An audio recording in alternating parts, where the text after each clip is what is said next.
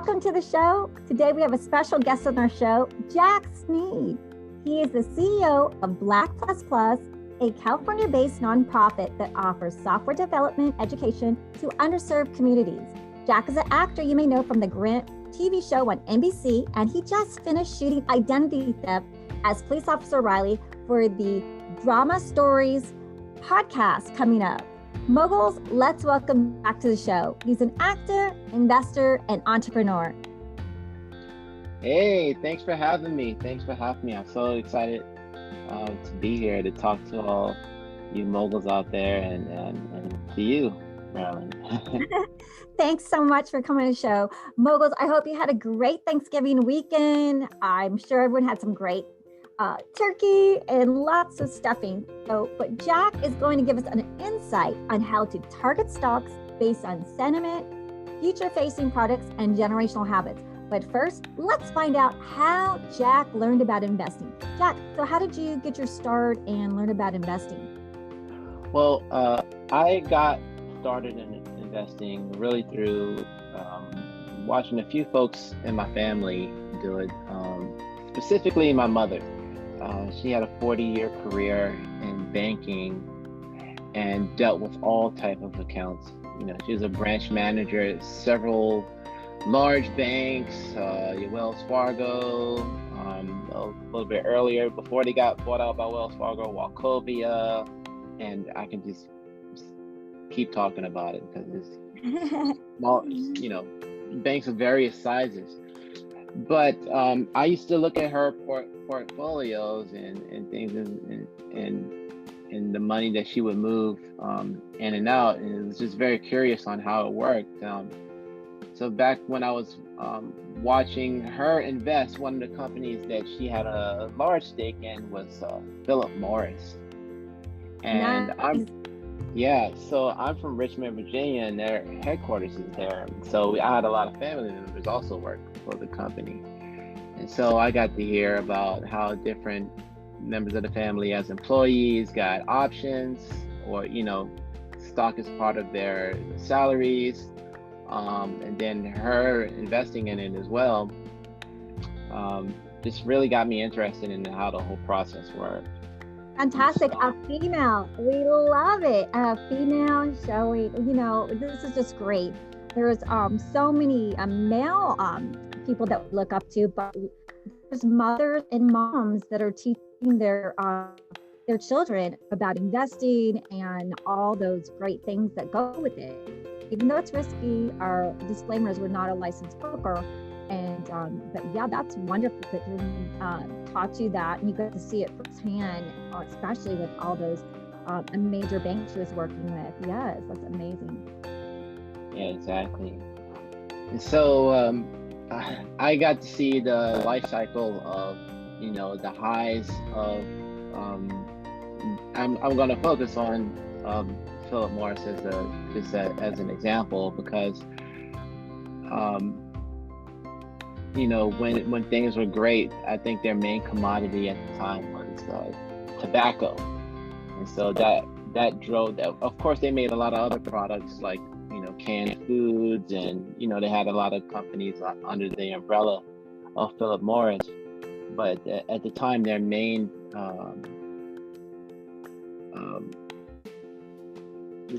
what I want to say here, their main product was tobacco products.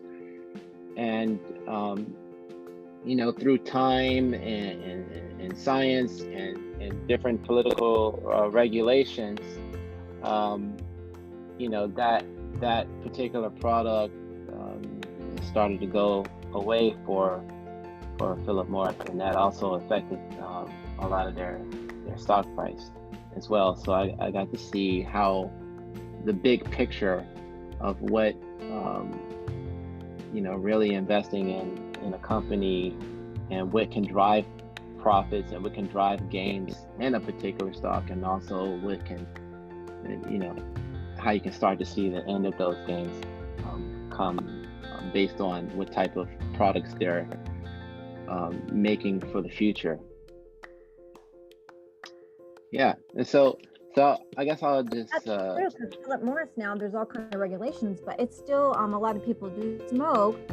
But it's true, like how long you're going to be an investor, you're a day trader, you're a year holder, 5 years, 10, what's your game plan? It's very important to figure out, how long you're going to invest in a company, so that you make a really, really great point, because over 20, 30, 40, 50 years, companies do change, and people, are fickle, or maybe something goes away, like, right now with from oil to electricity. Same thing with smoking was hot back then. In every movie, you could smoke a cigarette. Now, I don't think movies have cigarette smoking, and their ads with that, and the regulations are being banned. So that's a great example. Yeah, and so with that particular company, still using that as an example, you see three things. You see, well, does this company, is it still producing future-facing products? Well, if its main if it got most of its earnings from tobacco, well, that's not future facing right now, and that ties in with public sentiment and generational habits, right? All those things are changing for that company. So nowadays, you don't really hear much about, that particular play on the market because of those three things. With tobacco, 20, 30 years ago, the sentiment around it was way different. Nowadays, you see someone, smoking, and there might be a complaint. You used to be able to smoke in restaurants and malls, and you name it, you were able to do it there. And so, with the way people feel about smoking now, that definitely is tied to the company, because that's what they're known for, and so it doesn't make it as attractive of a stock at this point in time. And I guess sentiment can be tied into generational habits. That is because true. yeah, because these days, I don't know. I don't know the exact numbers, but the amount of people that use tobacco products these days are, you have to be at least, I want to say, 80% lower than it was 30 years ago. Maybe. I mean, it just depends on where you are in the world, right? Yeah. There's a lot of people that are investing in it, though. I think it's holding steady, right? Philip Morris is holding very steady, though, still, with that percentage decline, I believe, right? Yeah, and so one reason why we'll hold steady is because they can pay out dividends. So people will still get quarterly dividends based on how the company is doing. So that may be one reason to hold on to the stock. But if you're looking for anything other than that, as far as potential gains, right now, the way people may feel about the company, based on what they're making, right now I can't name anything really future facing that they are producing without having to go look it up, Well, what and about so like smoking, like this patches to non-smoke, like how to stop smoking, the patches, and then the different products that they have to go to help you quit smoking. mm-hmm. Yeah. That's definitely a good point. And so that's one way they could pivot, right? And so maybe they were a large producer of tobacco products, and now are they pivoting to get people away from that? Is that a main product from them? If that's the case, great. But is it leading to a lot of news coverage about it? Do you see articles and write-ups about Philip Morris's efforts these days? Come to think of it, no, we haven't seen too much in the news. You're right. So Yeah. And so news, you have the way generational habits, write-ups in the paper, or any type of news source you're getting. that adds to public sentiment. Are we getting good press or bad press? And so that contributes to how well a stock is doing, you know. But as you mentioned earlier, a future-facing product, I don't know so much if it's future-facing with the nicotine patches and things like that. It's more of a remedy to make them look good in the public eye, or to get away from maybe a product that has bad public sentiment now. But are they continuing to make push the envelope? And when I say push the envelope and making future-facing products, we look at companies like Amazon. We look at companies like Google and Tesla, things like that. They're really leading us into the future. And so that's one of the second things I like to look at when it comes to a stock. So public sentiment one. How's this company doing out in the world? Or how do people feel about it? What are they saying? What are news sources saying about it? Because on any given day, that can drive the price of a stock up and down. Yeah, like the news on Tesla going S&P 500, because a lot of people sold into profits, but when it didn't get an S&P, it kind of hovered around 430, and now it's already like 575 with the news that it's going in the S&P 500, and so people were like, shoot, I sold it, I could have made another $100. So, but you have to have that big chunk, like $550. A lot of our listeners are beginners, or they're just starting, or they might have smaller money, like maybe say about 500 or 1,000, or maybe possibly 2,000, or maybe even like 5,000 to start. So is there anything that you that's on the trend right now that can possibly be looking at? Like maybe they go Neo, which is a little bit it's more a smaller price right now, though I think that's around $50, as opposed to like a Tesla, which is like $575 for one stock. Yeah. So there's a lot of options when it comes into how affordable like different stocks can be. But what we're getting into now is generational habits. So we're talking about, you mentioned Neo and Tesla, and right now we're talking about getting to like a carbon zero footprint. And these are companies that are kind of leading the way on that. And so when it comes to speculating on a stock, that's a good first step. Is this company pushing us into the future? And so nowadays you talk about Neo, what they're making, like they're doing the hydrogen battery cells, or they're in the electric car market, as well as Tesla. You have some other ones. I want to say like we just saw what happened with Zoom, like earlier this year. What they were trading around like $30-$40, but they've grown 10 times over since then. Right now there's a lot of streaming going on, and also digital payments. So these are the way of the future. We're going into like a cashless society and things like that. And so when you're speculating on a stock, it's like, hey, where are we going? What products am I using right now? Or what are things that I'm looking out for just going to help me in the future? And you look up who's making those products, and then that'd be a good first step in deciding whether you want to invest in that company.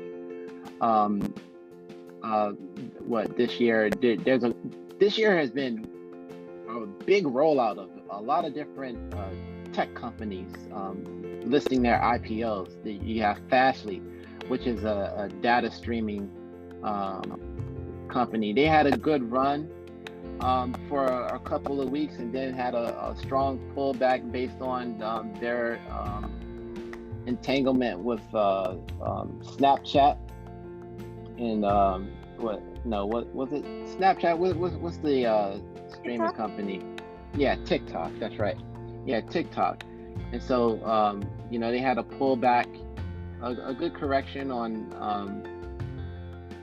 the gains that that particular stock was making.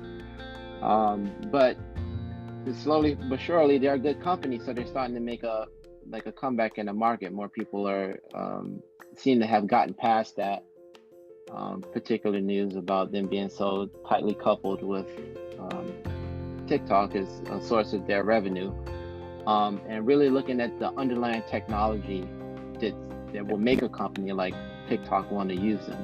It's really interesting. All these game changers and this technology is just changing the way we live and how we work. Like Zoom, Zoom is providing a way for students to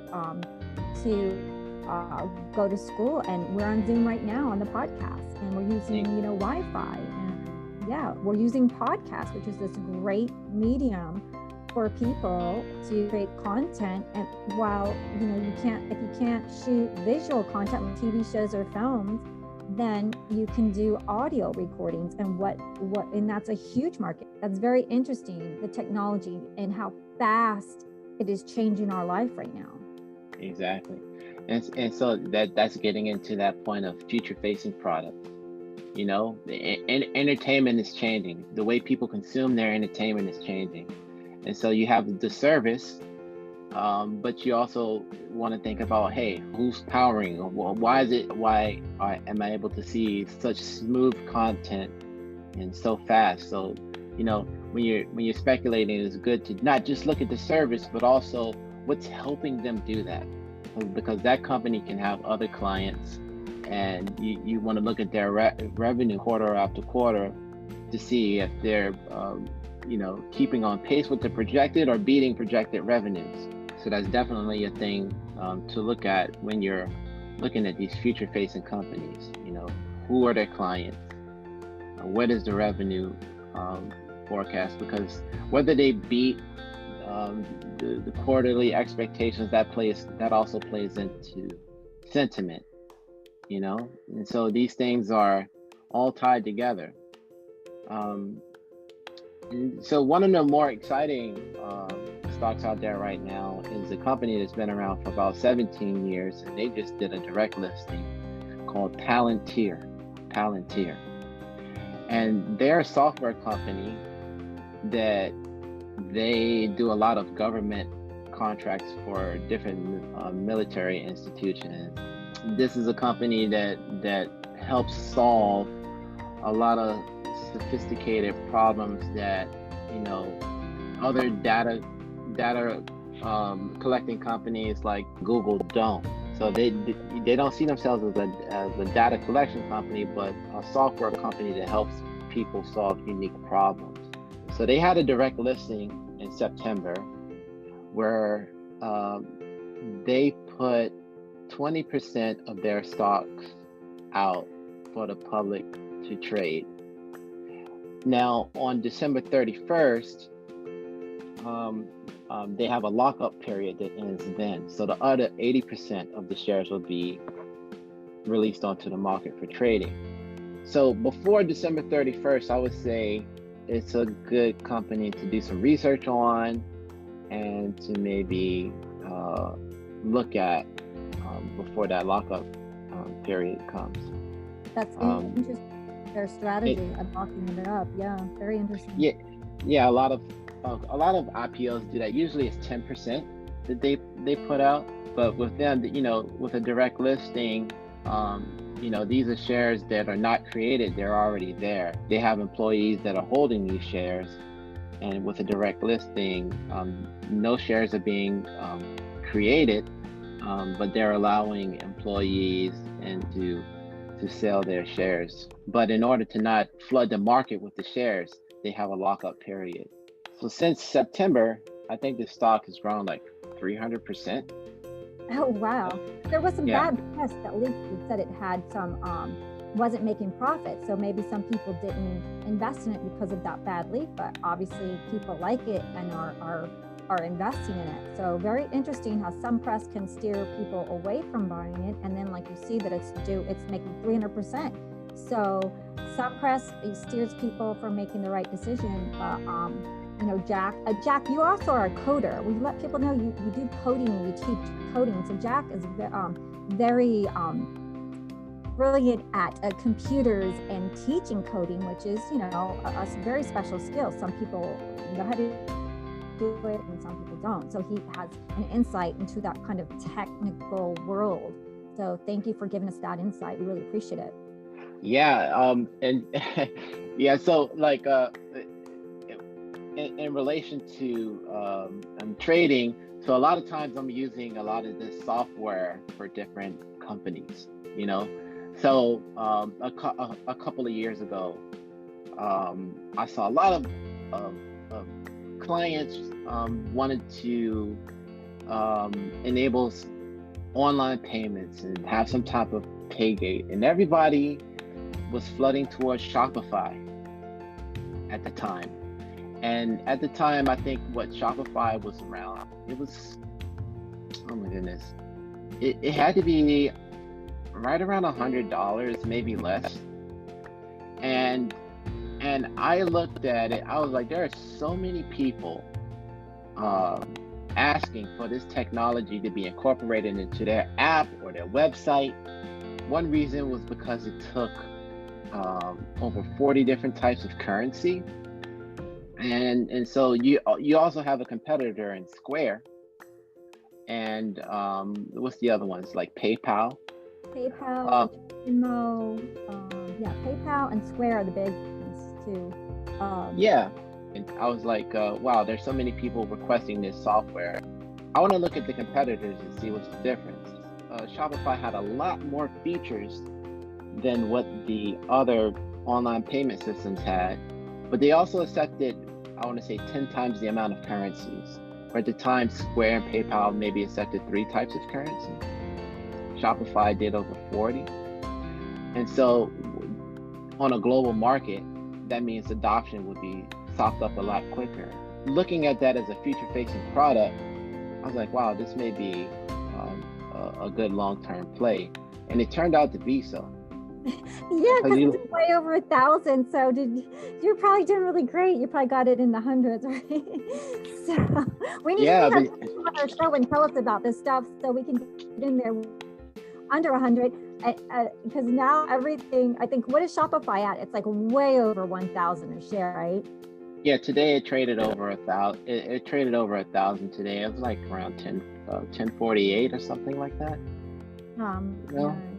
But that's looking at what I'm using in my work environment, and is there demand for it? Is it future facing? Are they continuously adding to their list of products? Yes. And so what happened with it? PayPal and Square, they're also now, with the success of Shopify, they're starting to, because they've been around a long time, all three of these companies, they've been around a long time. But now they're adding to their feature set, and they're starting to adopt more or add more currencies to their list. Look, PayPal just recently started adding cryptocurrencies, the ability to pay with cryptocurrency, and so when that happened, that sent the shares up based on sentiment and generational habits that are changing. And the future-facing products, and so they all kind of tie in together. Cryptocurrency, yep, they love the cryptocurrency. We get so many questions on cryptocurrency from our listeners. We, believe it or not, even though we're Girls Guide to Investing, we have so many male listeners along with our female listeners, and we just thank you for our listeners, because they encourage us to inviting wonderful guests, and they're thanking us for all the great information, because they're saying that they're making money from listening to our show, from giving them all these great tips. So we're just so happy to have you, Jack, on the show and telling us that. Is there any other companies that you want to just tell us that you're kind of peeking at, that while the pandemic has changed our lives, and is there anything as an investor or we can do to make lives better during shutdown? Because California and a lot of countries are shut down again. The restaurants have shut down again. So if you're a mask seller, someone selling masks for, Zoom and communication by remote. And any way to make communication by remote is probably really, really wonderful. Like, Apple phones, so there's computers, there's the batteries, the internet, all the services that computers and phones and so anything that's facilitating these technologies, like what's powering this? As a commodity, I'd look into copper right now, because as a conductor for electricity. So the price of copper, I can see that going in a favorable way, because we have all this technology that needs to be powered. Copper may rise because of that. You think about what's happening with the electric cars, with the Zooms of the world, with the online payments, and just more people using the electronics and to talk to each other and to send money and messages and get to places. If you want to look at, we don't think about like copper or gold. Well, I think everyone thinks about gold, but you don't sit there and think about copper. Copper, like, it's not like something that's probably, it's not advertised. But thank you for bringing up something important that people should be looking at. Thank you, Jack. Yeah, and I just mentioned that because I say, like, when you're looking at a product, when you're looking at something, like, really look at what facilitates it, all the way down to the minerals used to make it. So I hope some of these examples are all coming together, and you can see how sentiment, future-facing products, and generational habits all tie in together when you're speculating these stocks. Coming from someone that knows about technology, it really is helpful to kind of understand your viewpoint, to share someone that probably doesn't understand it from someone that is very educated and is experienced in that area. So thank you, Jack, for telling us about that. So we wanted to thank Jack for coming on the show. Moguls, you can learn more about Jack's software development education by going to www.blackplusplus.org. That's www.blackplus.org, and you can check out more links in our podcast summary. Thank you so much for coming on the show, Jack. Thanks for having me. You're welcome. Have a great week, everyone.